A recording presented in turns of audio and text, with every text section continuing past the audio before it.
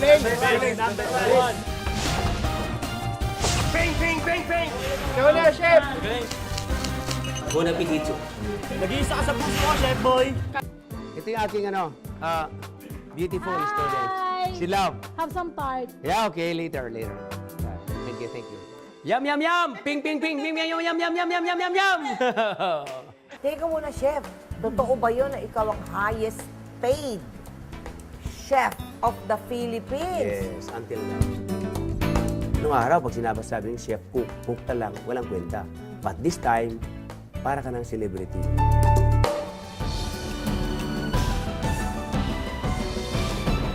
Sa unang tingin, hindi mo aakalaing matindi ang kanyang pinagdaanan sa buhay. Eh paano ba naman kasi napakaaliwalas ng kanyang disposisyon?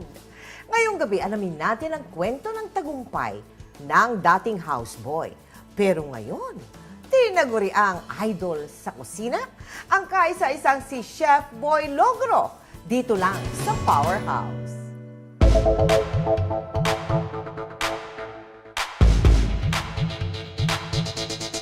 Ping, ping, ping, ping, ping, ping, ping, ping, ping, ping, ping, ping, ping, ping, ping. Sino nga ba ang hindi nakakakilala sa kanya?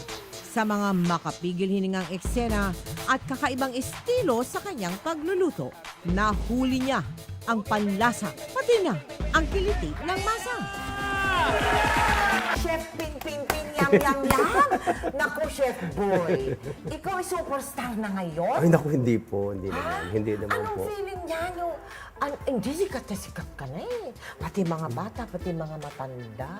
Did you ever think na mararating mo yung ganyang kasikatan? Ha? Na it's sa not in my TV, dream. grabe sa TV, ibang klase. Hindi ko po inaakala at it's not my dream na maging darating tayo sa ganitong sitwasyon na na-interview ko at na-interview niyo ko ngayon. Ay, pangarap lamang na, wow, ang galing ni Ma'am Mel. Opo, kasi pinapanood ko kayo lang lahat ng Salamat show. naman.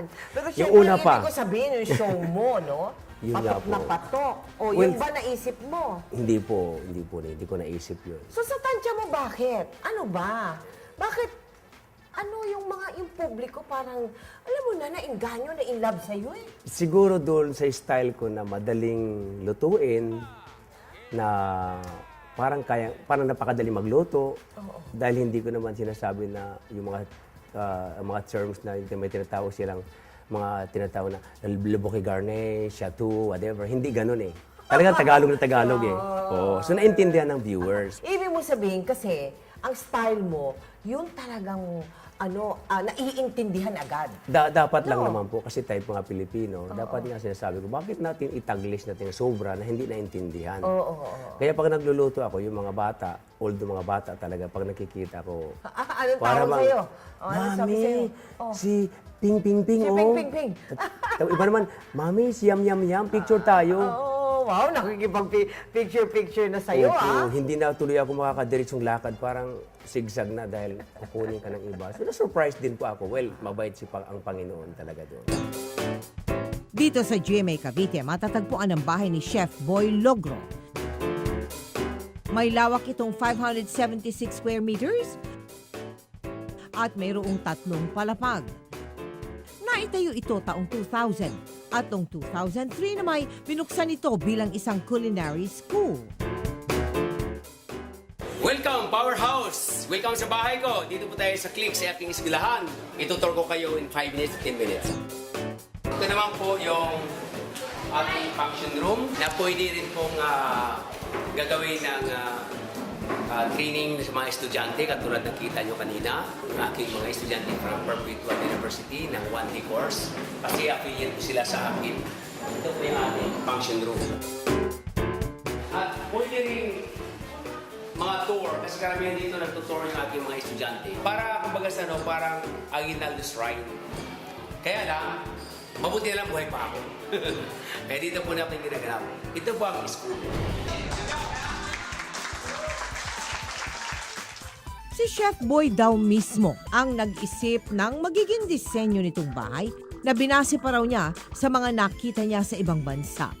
Makikita rin ang mga chandelier na aakalain mo ay simple lang, ngunit nabili pa pala niya ito sa abroad. Ito, pag nagawa ko ay sa plastic, yung paper, yung rock, lagyan mo sa freezer. Kapansin-pansin din ang laki ng function hall na kayang i-accommodate ang halos 40 estudyante. Kailangan, ibig natin para mag-flopping. Sa unang tingin, tila ba isang set sa cooking show ang kwartong ito dahil sa dami ng gamit pang luto rito. Madalas din daw itong ginagawang venue para sa kasal, debut at pati binyag.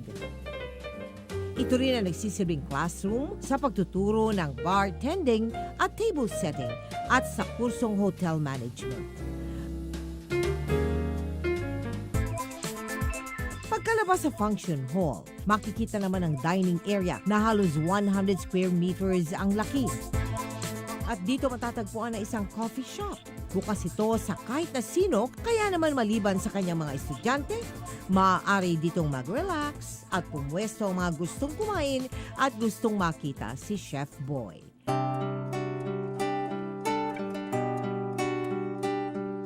Tubong Leyte si Boy Logro at pangalawa siya sa 8 magkakapatid. Kahit bata pa, ay tumutulong na ito sa kanyang ama sa pagsasaka. Maghapon man siya sa bukid noon, batid daw niya na mayroong darating na magandang kapalaran para sa kanya. Gano'ng kahirap ang inabot mo doon? Kasi O yung pamilya nyo? Yung pamilya namin, isipin mo yung taniman namin, natakpan ng bato. Natabing dagat yung palayan namin. Dahil sa tsunami. Natakpan yung bahay namin. Naanod yung bahay. O wala na. Wala. Ay, sus, o. Pati yung birth certificate ko, Ang pati lahat na ng ano nyo, wala. award sa Out. school na nawala lahat. So, boy, Chef Boy, gano'ng kahirap ang dinanas nyo doon pagkatapos na maanod ng tsunami lahat-lahat? Mahirap po eh. Kumbaga nagsimula ulit kami parang napakahirap. Hindi malaman ko anong gagawin sa buhay ng tatay ko. Ano ba yun? Inabot nyo ba yung walang pagkain? Buong Opo. araw? Ganon? Naabutan po, yung wala kayong makain dahil walang natirang palay. Dahil sa nangyari, napilitang tumigil sa pag-aaral si Boy at lumuwas na lamang ng Maynila upang makipagsapalaran. Paano kayo nag-decide na ikaw pupunta ng Maynila, iiwan lahat ng pamilya mo doon? Yung tiyuhin ko kasi, galing Maynila. Oo. Nagtrabaho siya, parang houseboy din, parang katulong din sa isang Chinese restaurant. Sabi niya, Boy, isama kita sa Maynila. Ipasok kita sa restaurant. Eh sabi ko, sige Tiyo, para... Oo, agad ang sagot mo. Oo, pero paalam mo na kay tatay. Sa Quiapo unang napadpad si Boy sa kanyang paghahanap ng trabaho. Dito sa kahabaan ng Hidalgo siya unang namasukan bilang houseboy sa isang bahay na noon ay nagsisilbi rin bilang isang Chinese restaurant. Anong trabaho mo sa bahay? Nagbubunot sa 3 palapag, araw-araw, paligo ng aso. 3 palapag? 3 palapag po O yun. tapos, anong ginagawa mo naman sa restaurant? Pagkatapos, naglilinis ako sa restaurant, linis ng CR. Teka, magkano yung sweldo mo doon? Yun, Isang 50 buwan? pesos. Isang buwan? Isang buwan. 50 pesos? 50 pesos. Yung 50 pesos na yun. Yung 45, pinapadala ko ng money order sa nanay ko. Wow! Hindi nagtagal, naging alalay si Boy ng mga kusinero sa nasabing Chinese restaurant. O paano nag-umpisa, no? Yang ano mo, yang galing mo sa pagluluto. Eh wala, siopaw-siopaw ka lang nun eh, di ba? Oo. O taga ano ka, taga halo, Tulong-tulong taga lang, masa, ano, umasa taga lang. masa lang sa siopaw. O, pero natandaan mo yung ano nun, yung recipe. Oo, mano ako eh. Ang Matandain, isip ko, matandain ako. ka. Oo, matandain. Pag nakikita ko, kaya ko Alam mo na, dalahin. kaya Alam mo ko na na. kaagad. Oo. Nakikita ko lang itsura. Oo. Alam ko nang gayahin. Sa unang salang ni Boy sa kusina, halos lahat ng araw ay naiutos na sa kanya. Ngunit ang isa raw na hindi niya makakalimutan ay ang pamamalengke niya. Natuto kang tumawad, natuto kang pumili Lahat. ng magaganda, mga sariwa. Hindi ko nga alam yung cucumber nung araw. Oo, Malay pipino. mo, wala naman sa Bisaya yun eh. Oo, Hindi ko alam yung cauliflower. oo, Wala naman sa Bisaya yan. Ang alam ko, tanglad lang at saka dahon na sili. oo. Yung cabbage, akala ko kabagi. Kabagi. Di ba, binasa mo kabagi? Ah, kabagi. Cabbage pala yun. Cabbage. Utusan ako, kunin mo yung cabbage. Ano kayang cabbage? Kabagi pala. Kabagi pala. Sabi, ay, ito pala yung kabagi. So, trying hard talaga. Dahil sa hindi marunong magtagalog si Boy, may naisip siyang paraan kung paano siya makakabili ng mga naiutos sa kanya. Paano pagpunta mo ng palengke? Parang ganito, drawing ko. Ang alin? Ito, bibilihin ko. Oh, carrot. Drawing Drawingin mo yung carrot? Kasi hindi ko naintindihan nung araw eh. Ano ba yung carrots? Oo. Wala sa Bisaya eh. Sa palengke, masikap niyang hinahanap ang kamukha ng kanyang mga iginuhit na gulay. O, tapos papakita mong ganun. Opo, naintindihan naman. Mga tindira, mga Bisaya din minsan. Udong, anong order mo dong? Ganyan-ganyan. So, madaling sa awa ng Diyos, marami din. suki din. Ano? Maraming suki. Oh, galing sa Chinese. Sa Chinese? restaurant. Nag-apply ako sa Makati. So, Restaurant sa Makati, sosi na yan. susi na kasi nung araw sa Makati, di ba pag sa Makati, iba ang dating mo. Oh, syempre.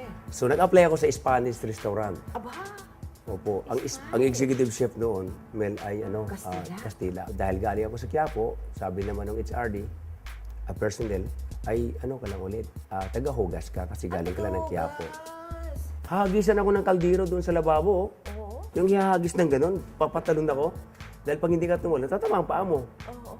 So ang ginawa ko, para hindi hahagis, pagka naghugas, bibilisan ko. Tapos titingin ako, doon sa kusinero. Oh, chef, ako na, kina. Tapos kinukuha ko yun. Tapos pagdating sa lababo, yun, kinakamay ko, tinitikman ko. Wow. Ito pala yun. Yung natira sa kaldero. Kaldero, kawali, titikman ko. Dahil wala akong wala akong, di ba, walang dinag-aral. Oo. Ano man i-expect mo sa elementary graduate. So parang, siguro nililid ako ng Panginoon na itong gagawin mo. Yan ang aaralin mo. Oo.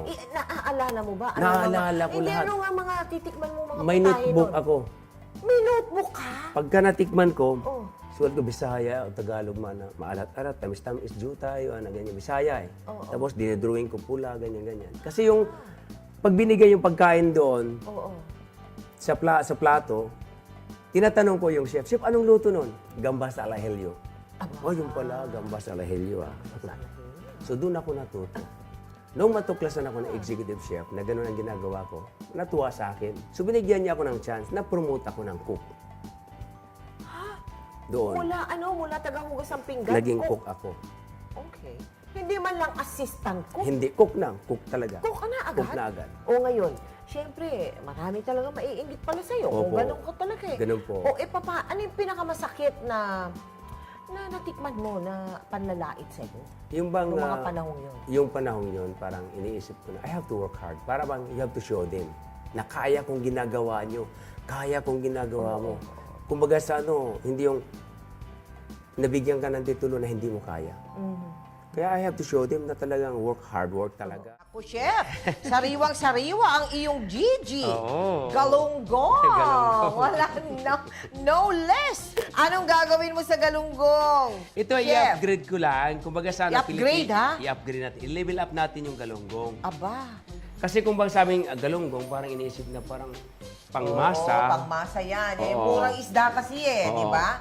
Pero pag ginawa ko ito mamaya-maya lamang, masasabi mo na imported ang dating. First class. Ang kahalagahan lang, tanggalin mo itong gilid na yun. Dahil Yung matigas kinain doon sa mo- kanyang buntot. Eto yan. Sabi ni chef, ito, tinatanggal yung buto niya. Oo. Yan, yung buto niya dito. Diyan. Oo nga, tignan mo. Diba? Talagang maaano kayo. Pag Yun, natanggal- tinatanggal niya. Opo. Pinifilay niya, kinukuha lang niya yung laman. Tama yon. Tapos yung kanyang buto naman, Ang buto. kung pakukuluan natin ng dahan-dahan Ito? doon. Opo, para yung Ano pinaka-sauce gagawin niya. mo? Gagawin mo sauce nung laman? Yes. Napakasarap yan. Nilagyan ng tubig, yung mga buto-buto at ulo, yan, na pinagkunan nitong fillet na ito. O, Pero yan konti ang lang gagawin ha. ni chef. Konting tubig lang. Konting tubig lang, Yes. para lang kumulo. O, Parang yan. ulo lang. Alam mo, nung ako'y magluto, sabi nila, hindi raw ako 56 years old. Bakit daw? Kasi pag kumilos ako, mabilis, di ba?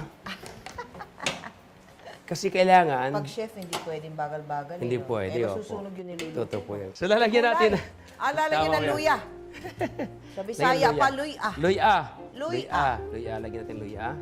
Okay. So, para malis yung langsa. Kasi kailangan sa pagluluto, may mga sangkap ka na ilalagay upang sa ganun, yung lasa ay maalis yung langsa. Yan ang Saan mo kahalagahan. natutunan yan? Yan ba kagawi ang Chinese, Spanish, Filipino? Spanish.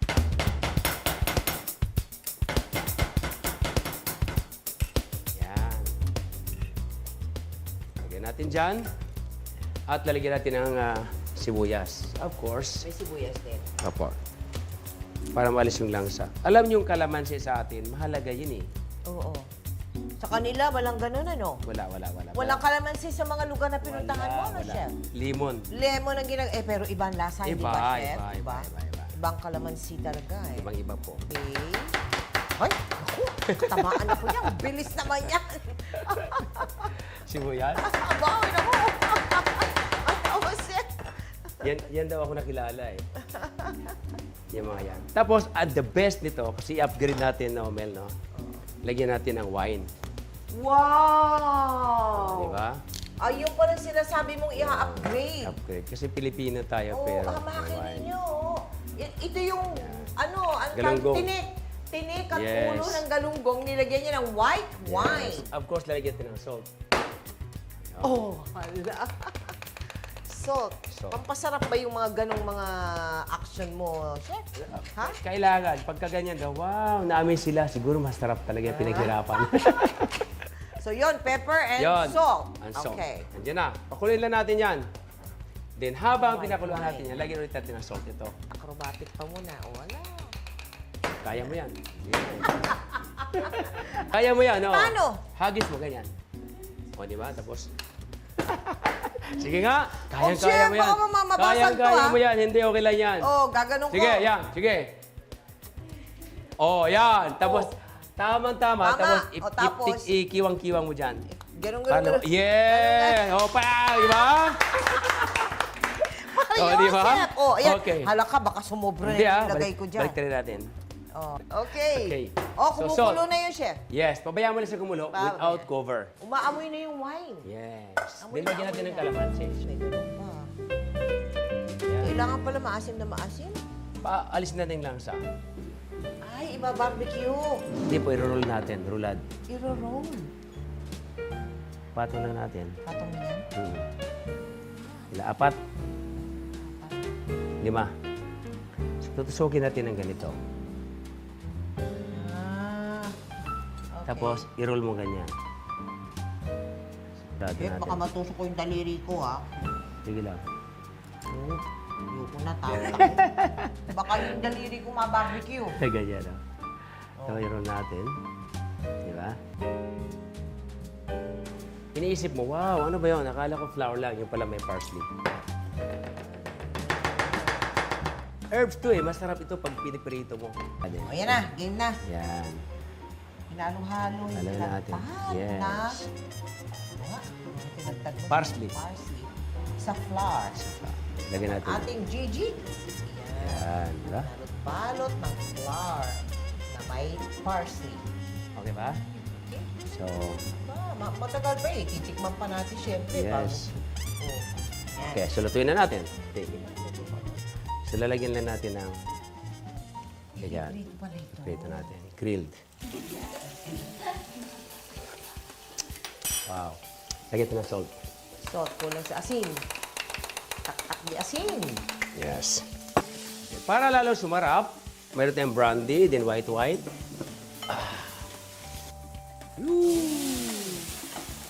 Wow! Yes. Yan na yun. Unparted na yan. Tama na, ha? Yan. Imagine na naman. Kasi mas sarap po may brandy ang pagkain. Hindi lang tinasanay, pero pag nilagyan mo yung pagkain ng brandy, mas malinamnam at saka glossy yung kulay. Gigisa lang ng mabuti, Kailangan lutong-luto yung lutong-luto yung kamatis. Okay na? Okay na. Yes, dito tayo. Kainin na. Kain na na. Ayan, oh, sige. Kung kalahati, yum. Yum. Ping. Yum. Bon appetito. Ayan na po. Beautiful. This is for you, ah. Okay. Thank you. You're welcome po. Thank you. Okay. Yes, I'll give you the knife. Ito na si Gigi.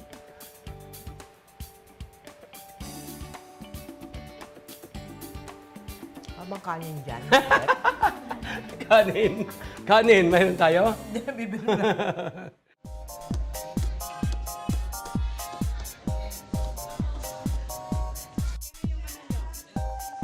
Sunod naman kaming dinala ni Chef Boy Logro sa second floor ng kanyang bahay kung saan matatagpuan ang laboratory room. Ito ay isang napakalaking kusina na kasinlaki rin ng function hall at may kakayahang mag-accommodate ng halos 40 estudyante. Agaw pansin din dito ang ilang mga giganteng oven na binili pa raw ni Chef Boy sa ibang bansa. Karamihan daw ng kinikita ng eskwelahan ay napupunta rito sa mga kagamitang panluto. Kung susumahin nga raw ang presyo ng bahay niya kasama mga gamit, aabot daw ng 20 million pesos. Kaya naman hindi raw magpapahuli ang kanyang eskwelahan, pati na mga estudyante. Okay, so dito naman sa second floor, akyat tayo. So ito yung ating laboratory sa second floor. Na hanggang ngayon ay nandito pa sila dahil 2 session po sa dami ng estudyante. Ito yung aking beautiful students. Si Love. Have some tart. Yeah, okay, later. Thank you. Hindi alam ng marami, pero marami na rin palang natulungan at na-inspire itong si Chef Boy. Kabilang na riyan ang host na si Love Anyuver. Sa lahat ng chef na napanood ko, siya lang yung kakaiba. Siya yung perky, masaya, buhay. Maski magtadtad lang, may akin parang okay, big deal. Big deal, parang everything sa kanya big deal. Kasalukuyang kinukuha ni Love ang 6-month cooking course ni Chef Boy. Higit pa raw sa pagluluto ang natutunan niya. Sobra akong na-inspire ni Chef. Unang-una, hindi siya nagtapos ng kahit anong sikat na culinary school. Hindi siya kapagtapos ng high school. Hindi siya nakapagtapos ng elementary. Ganon siya nag-start. Nag-umpisa siya ng janitor. Tapos naging tumaas yung kanyang level ng pagiging chef dahil sa sarili niyang diskarte.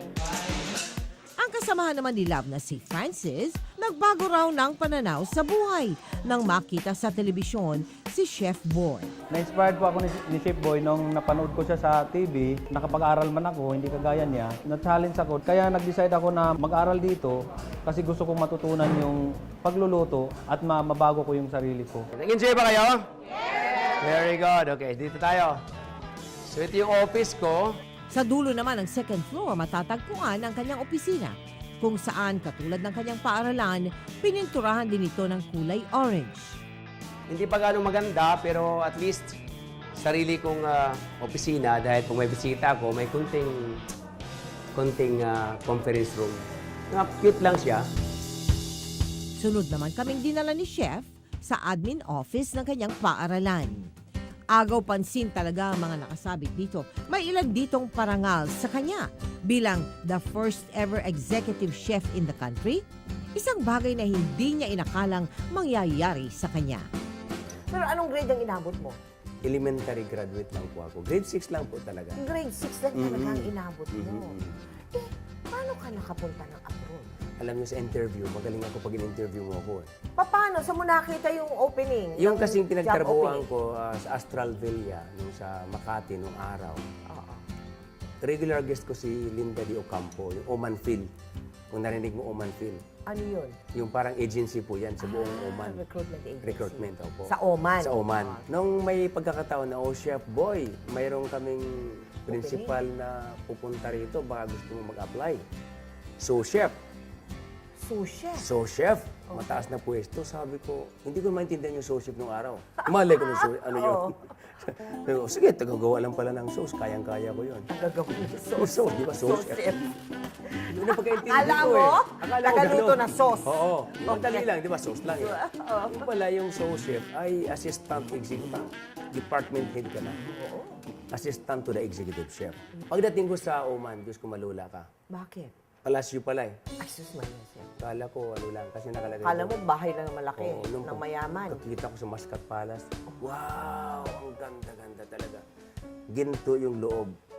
Na talagang malula ka. Kristal yung chandelier. Parang kumbaga nung araw, parang kaharian. Totoo pala yun. Oo, totoo, no? Napaglingkuran din ni Chef Boy ang dating presidente ng Amerika na si George Bush at pati na ang yumaong si Princess Diana ng Inglaterra. Teka muna, di marami dong mga bigating mga napagsilbihan ka. Marami po. O sino-sino? May naalala ka ba? Katulad ni Prince Diane. Ha? Nung buhay pa. Princess Diana? Princess Diana. Ibig mo sabihin talaga? I serve for breakfast. Breakfast? Anong kinain ng prinsesa? Ano ba Poached kinakain? egg, Poached egg with a little Poached salad. egg? Ano with? Poached egg with a little salad. Oh, okay. It's not a greasy food. Oh. Di ba? Mabuti naintindihan ko yun. But quail egg. Quail. Quail egg. Hindi chicken egg. Oh, okay. Kaya magaling ako dyan kasi pagka ginawa kong ipo-ipo yung tubig at saka ko nilagay yung quail egg, buong-buo siya pag naluto. Natutunan ko yun sa mga Spanish noong araw. Matapos ang 10 taon pagtatrabaho sa ibang bansa, nagpa siyang bumalik dito sa Pilipinas si Chef Boy. Nag-apply ako sa Manila Diamond Hotel. Alam mo yung Manila Diamond Hotel? So, siyempre, pag wala kang kakilala talaga sa Pilipinas, parang wala, hindi ka matatanggap. Kasi pag sinabi mo sous chef ako, Oo, medyo mataas. na yun. Wala akong experience ng Shangri-La, Manila Hotel. Ganon ang labanan eh. Okay. Abroad ako, sino ba tong guy na ito? Okay. Kahit Abroad na galing lang. ka sa Palasyo ng Hari? Hindi ganun. Hindi ganun. Tinanggap mo rin? Tinanggap ko para mapasok lang kasi ayaw ko na rin bumalik. Ayaw ng wife ko, gusto magsama na kami. Oo. So, it seems to be like demotion. Oo. Kaya tanggalin mo yung ego mo, yung pride mo. Oo. Nung natanggap ako, nagsikap ako.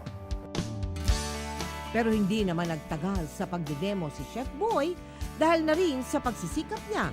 Nakuha rin niya ang pwestong pinaka-aasam-asam. Teka muna, Chef. Totoo ba yun na ikaw ang highest paid chef of the Philippines? Yes, until now. Until now. O yan, pwede The first Filipino executive chef Oh. in our country. Oh, really? Saan ka nag-executive chef? Sa Diamond Hotel.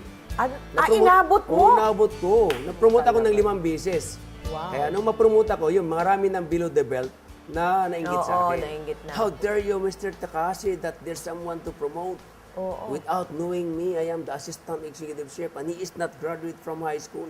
He is only elementary graduate. How come? Oo. How he able to preside the meeting? Oo. Eh, sabi ko, wala akong magagawa. Gusto ng hapon eh. Ang hapon pala, pag sinasabi, pag yan ang gusto nila, hindi mo na mababali yun. Oo. Parang kaharian. Who isang Diyos, tuti mo Diyos na eh. Almighty na eh. Almighty daw ako. Akala ko nung Almighty. All around. All around. Na ibig sabihin Broken nila. English din eh. Di ba? Give a big warm welcome to Chef Boy Logro! Narating na nga ni Chef Boy ang tugatog ng tagumpay bilang isang chef, pero hindi niya akalaing sa edad na 56 ay may magbubukas pang isang pinto para sa kanya, ang hosting. Today I am preparing about the rellenong manok. I have to show you how to debone the chicken. Paano ka ngayon napasok sa telebisyon? Yan ang magandang kwento. Yun po, parang hulog ng langit. Oho. Ako po ay naging guest sa Secret of the Master. Now again, I spread with a butter. With a butter. Ang pinapriority namin lahat, yung mga kilalang chefs. So, nung nakita ko yung profile niya, Chef Boy, sino to? Kumbaga, parang butas ng karayo yung pinasok namin para lang i-present si Chef Boy. Nung niline up na siya at naging guest namin, kinausap ko siya on the day ng taping. So sabi ko kay Chef Boy, dapat makaisip tayo ng makikilala ka, magiging tatak mo. So, ayun yung ping-ping-ping-ping. Okay, so ping, ping, ping, ping, ping. You have your fish fillet. Alright! Woo! Ito na nga, nag-perform na ako. Hinahagis ko yung mga shaker, maingay ako. Sabi niya, isa nito, nakanganga sa akin. Tapos, nagsasalita ako na nakakatawa. So, madalit sabi, sa 4 na recipe ko, parang standing ovation. Mga audience, gano'n-gano'n. Nothing beats your showmanship. Isn't he just amazing, guys? Thank you. Thank you. Masarap siyang kasama, hindi lang siya chef masters. Yan, tatay siya para sa lahat sa amin. Simula noon, nagtuloy-tuloy na ang pagiging isang showbiz personality ni Chef Boy. Nagkaroon siya ng sariling TV show, ang Idol sa Kusina. At nadagdagan pa ng isa. Ngayong araw-araw na siyang napapanood sa bagong cooking show ng GMA7, ang Kusina Master. Okay ba? Okay Enjoy po. ba kayong dalawa? Yum, yum, yum! Yum, yum, yum! Okay! Yum, yum, yum!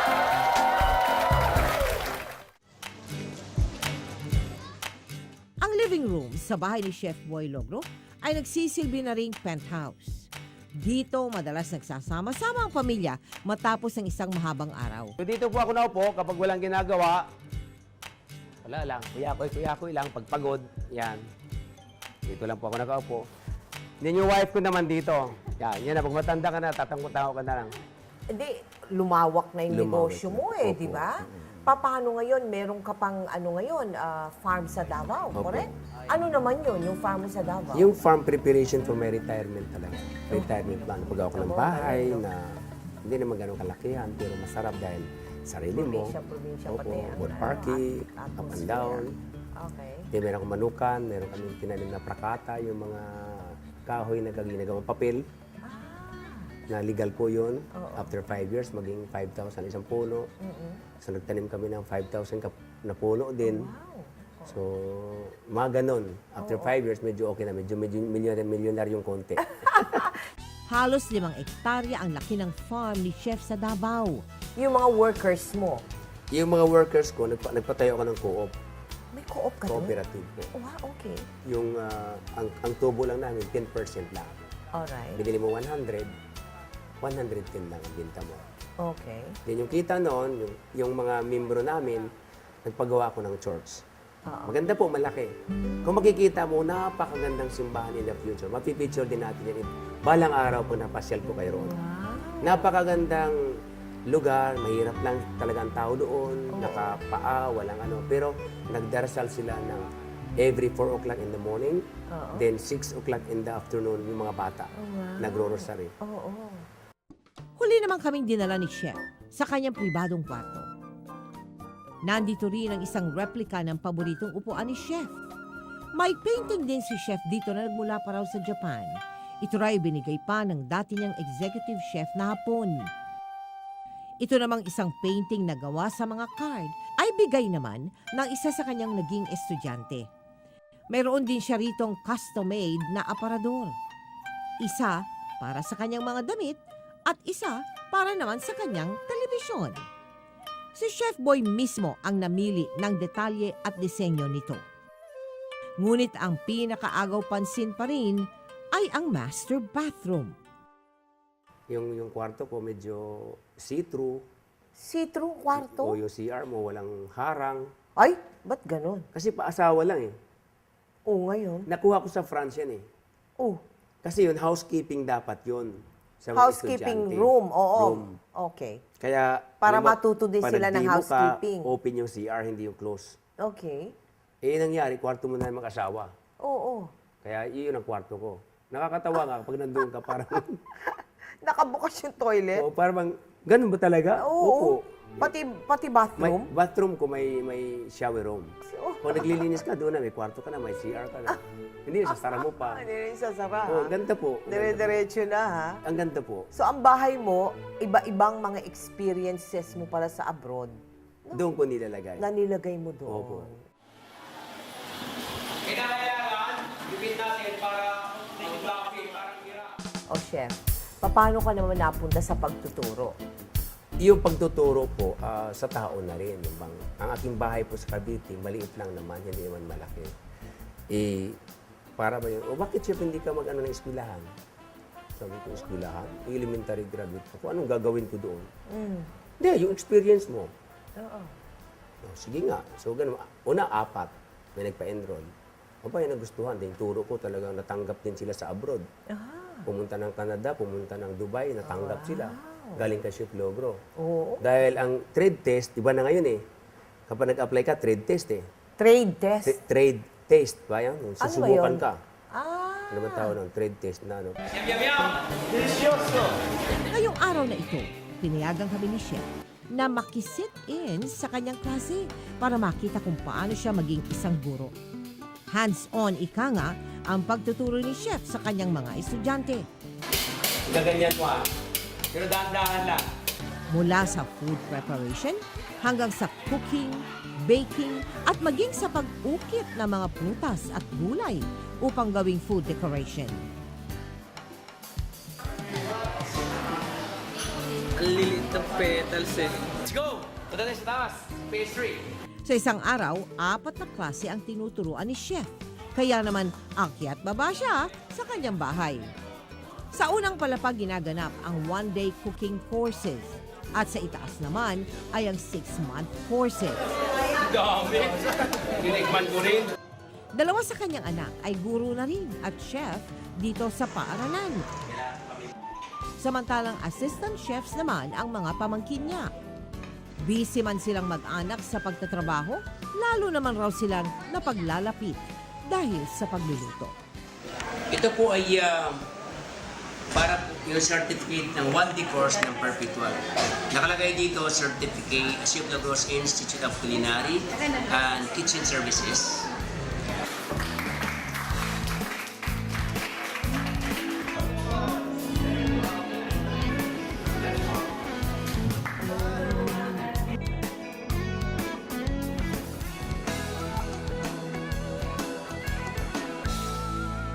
Kasi ang pagtuturo ko, pinadama ko sa kanila na ito ang buhay.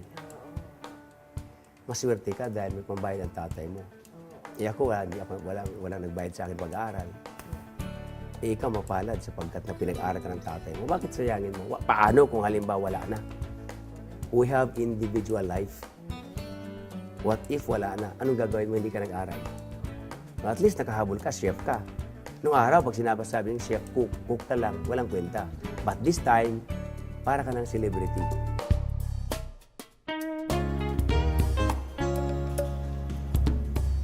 Pagkatapos ng klase, diretso naman si chef sa taping ng kanyang show.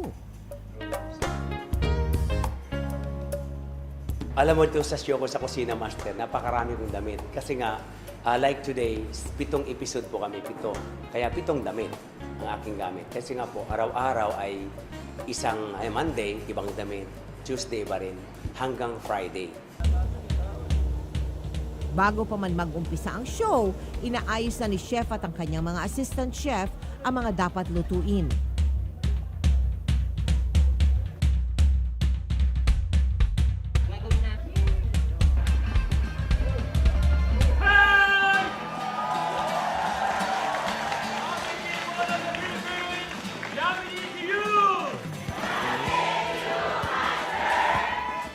Hindi man pansin ang karamihan sa studio, ngunit nandun pala ang number 1 fan ni chef, ang kanyang misis na si Melly. Oo, syempre. Para may inspirasyon naman. Jokes lang. Oh, Chef Boy, meron ka rin Mel di ba? Mel ka rin sa buhay Opo. O sige, kwento mo nga, paano mo napa-oo si Mrs.? Well, ganito yan eh. Yung kasing kanyang pinsan sa Astral Villa nung araw. Sa restaurant na Restaurant, Astral. pinagtrabuhan ko. Kasama ko yun. Yun na parang ako yung butong-buto sa akin. Sabi niya, kasi Bisaya, punta ka sa bahay, andun yung pinsan ko. Galing ng Cebu. Siya nagpakilala Oo. sa'yo. Ligawan mo, ganyan. Di ako nung mahihayin talaga ako nung, kasi iniisip ko mahirap lang kami. Parang lagi akong downgrade. Eh, nanligaw ako sa kanya, tapos sinagot naman ako. Nung sinagot ako, 3 months, nagpakasal kami. Ay! Sa Huwis. 3 months? 3 months. Ang bilis mo naman. Kasi nga, Wala akong masabi doon, parang parang biro na totoo pala. Oo. Hindi ako prepared. Parang, Oo. basta sabi ko, sige, magpakasal tayo. Si Mrs. ba nagluluto rin? Opo. Nag-chef din siya? Pang lang, pambahay lang. Pambahay lang? O Masarap siya magluto, mas masarap sa'yo? Opo, yung mga nilagang malunggay na parang Bisaya style, masarap na walang lahok masyado, pero masarap. Pero masarap. Opo. Totoo yun. Halo-halong gulay. Okay. So after ng busyness natin, yung ating training na talaga naman hindi malilimutan na naririto tayo sa ating salusalan sila. Ganito kami sa bahay. Kumain na talaga ng marami. Matapos ang taping ni chef, dito na sa pagkainan sila muling nagkikita ng kanyang pamilya. Ngayon, Chef Boy, marami ka nang na-attain. Marami ka nang narating. Napakarami ng, alam mo na hindi mo sukat akalain na mangyayari sa'yo. Meron pa bang ninanais ka sa buhay? Bilang chef? Sa akin, wala na siguro. Ang akin lamang natutuwa ako na ipagpatuloy ko yung pagtuturo ng mga Pilipino dahil gusto ko rin na hindi lang ako. Gusto ko yung maraming higit pa kay Chef Boy na ma-inspire sila sa kanilang ginagawa at marating din nila yung narating ko. Malayo na nga ang narating ni Chef Boy. Ngunit mas pinili pa rin niya ang mamuhay sa simpleng paraan upang hindi nga raw makalimot sa pinagmulan at maging inspirasyon pa rin sa marami. Yum, yum, yum! Ping, ping, ping, ping, yum, yum, yum, yum, yum, yum, yum, yum!